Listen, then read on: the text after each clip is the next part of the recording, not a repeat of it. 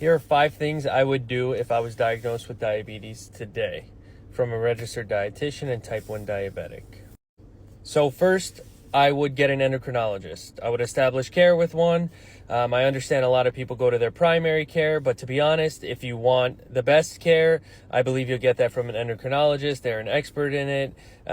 They did a fellowship or a residency in it, so they know it best. They'll know what kind of blood tests to get done. There are baseline levels you want to get done, especially as you progress and you want to know maybe your beta cell function, your A1C, of course, and many more.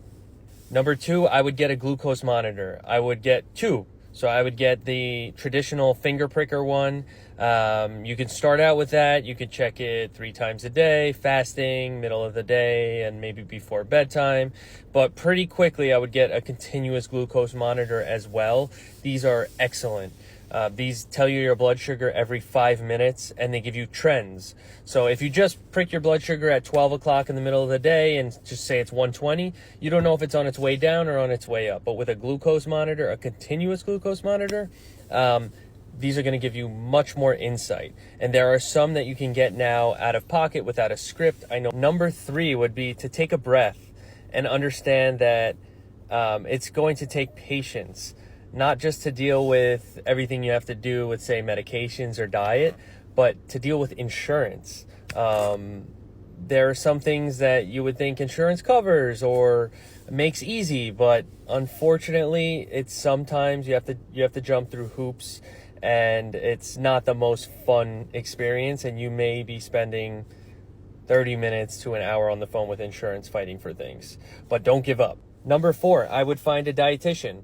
And maybe your endocrinologist has one if you establish care with one who has a certified diabetes educator right in the office. Dietitian helped me when I was diagnosed with type 1 diabetes.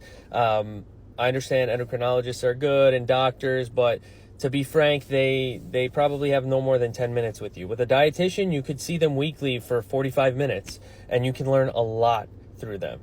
Number 5, I would take everything you hear with a grain of salt.